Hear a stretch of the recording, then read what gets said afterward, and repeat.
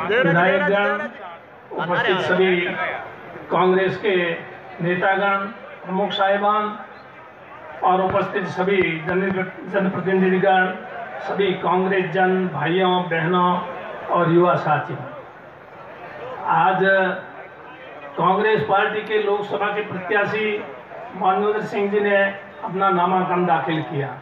इस बहुत भरमाने की कोशिश करेंगे और लोग उनके बैठा में आ जाएंगे, भ्रम में आ जाएंगे। हाँ कि ये बात तो सही है, ये तो ठीक नहीं किया है, तो क्या करें? इसलिए अब सबक सिखाओ कांग्रेस को।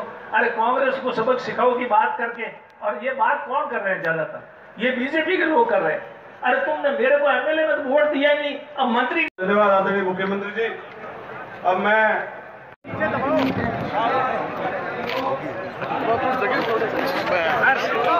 कांग्रेस कमेटी के सचिव सम्माननीय विवेक बंसल जी हमारे बीच में आए हैं।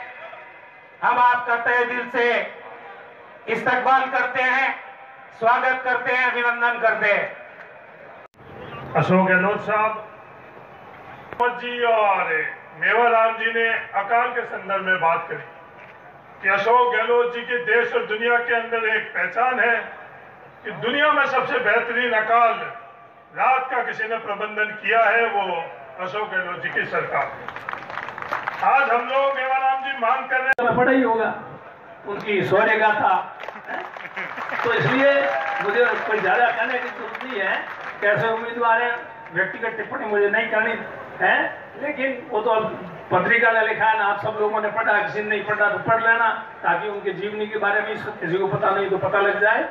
पर मेरे कहने का मतलब ये है, एक रिकॉर्ड कायम करो और में सीट से एक वोट बहुत कीमती होता है। आप लोग जाके मिलकर के शानदार तरीके से कैंपेन करो और भाई मनोज सिंह जी को आप लोग कामयाब करो, ये मुझे आपसे कहना था, इसलिए मैं हाजिर हुआ। यही बात कहता हुआ मैं अपनी बात समाप्त करता हूँ। धन्यवाद, जय हिंद, धन्यवाद। जो एनडीआरएफ के माध्यम से हम लोगों को जो सहयोग और मदद मिलती थी, उसमें बढ़ोतरी हुई या कटौती हुई? मेवाराम जी जैन साहब, जो अकाल के अंदर पशु शिविर खोलने की जो व्यवस्था थी, हमारा हक और अधिकार जो पशुओं के लिए चारे का, वो नरेंद्र मोदी ने छीना है, उसका जवाब 29 तारीख को देना है। गाय की बात करना अलग, और गाय के अंदर चारे का अगर कहीं कटौती होती है, हम नया सरकुला नरेंद्र मोदी जी जो अपने आप को देशभक्त और गौभक्त बोलते हैं, उन्होंने गायों के चारे अपन के अकाल रात के माध्यम से नहीं पहुंचे, उसके लिए उल्टा फैसला किया है। क्या ये जायज है गौपालक कि हम लोगों के साथ जो अन्याय हो रहा है कि सिर्फ लघु और सीमांत किसानों को ही चारे की आवश्यकता है, और गाय कौन पालेगा? इसका जवाब नरेंद्र मोदी जी को देना पड़ेगा, भारतीय जनता पार्टी को देना पड़ेगा। तो 29 तारीख को बाड़मेर जैसलमेर के गौपालक और किसानों को जवाब देना चाहिए। ये आज बात करते रहते हैं, हिंदू के बारे में बात करते रहते हैं, राष्ट्रवाद के बारे में बात करते हैं, हमारे मूलभूत जो मुद्दे हैं उनका जवाब कौन देगा? बाड़मेर जिले के साथ जो धोखा, इसको धोखा ही नहीं, जो लूट हो रही है, इसका जवाब नरेंद्र मोदी जी को देना पड़ेगा। और जो भारतीय जनता पार्टी के नाम से वोट लेना है, उनको देना पड़ेगा। प्रधानमंत्री फसल बीमा किसानों के लिए बहुत अच्छा, हजारों करोड़ रुपए इन लोगों ने प्रचार में करा। आज बाड़मेर के साथ अन्याय और धोखा हो रहा है। अशोक गहलोत जी, जो हमको फसल बीमा के माध्यम से जो मुआवजा मिल रहा है, वो केंद्र सरकार रोक कर रखी है। उन बड़े पूंजीपतियों को फायदा और मदद कैसे मिले, इसलिए रोक कर रखी है। हम लोगों को आज जो पैसा मुआवजे के माध्यम से मिल रहा है, आज केंद्र सरकार इस तर्क के ऊपर उन पूंजीपतियों के लिए रोक कर रखी है कि 25% तक खेती नहीं हुई है। तमाम एजेंसी, चाहे राजस्व की हो ही चाहे दूसरी एजेंसी है, सबने ये बात करी कि खेती कितनी प्रतिशत हुई है, उसके बावजूद बाड़मेर के किसानों के साथ धोखा हो रहा है।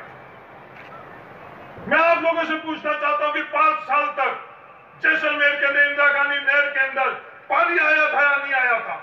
5 साल तक किसानों के साथ जो अन्याय और धोखा हुआ, और इस साल जैसे ही कांग्रेस की सरकार आई, पानी की व्यवस्था कैसी हुई?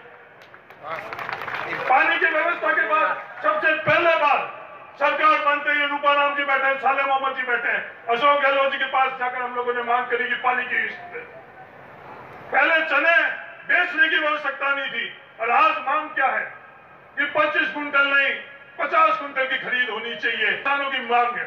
कांग्रेस चाहिए। सबसे अंतिम पंक्ति में बैठा हुआ व्यक्ति, नया व्यक्ति को हिस्सेदारी और भागीदारी मिले, यही कांग्रेस की राजनीति है, यही कांग्रेस की सोच है, यही कांग्रेस की विचारधारा है। अशोक गहलोत जी किसी बड़े पृष्ठभूमि के व्यक्ति नहीं थे, एक सामान्य से पृष्ठभूमि के व्यक्ति थे।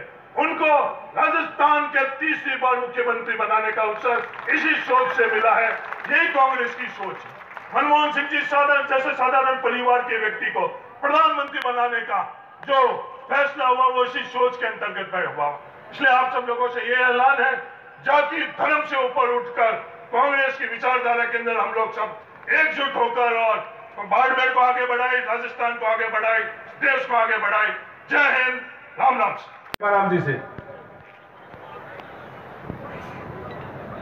और माला पहनाने के लिए मैं निवेदन करूंगा रूपाराम जी एमएलए जैसलमेर।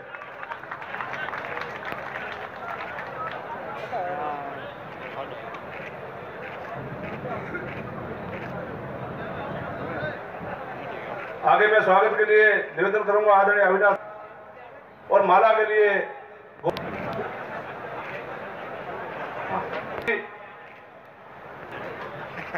माला के लिए मेरा निवेदन हमारे युवा जिलाध्यक्ष फतेहखान जी, सचिव विवेक जी बंसल के स्वागत के लिए। वो योजनाएं लागू हो, ये हमारा प्रयास रहता है पिछले 5 वर्षों में, आगे वाले 5 वर्षों में।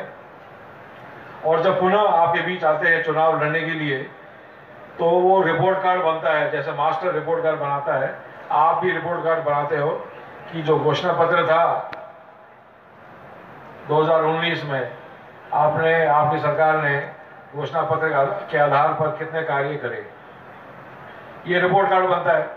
उसके आधार पर जनता अपना निर्णय, अपना फैसला करती है कि घोषणा करी थी, काम करा, काम नहीं करा।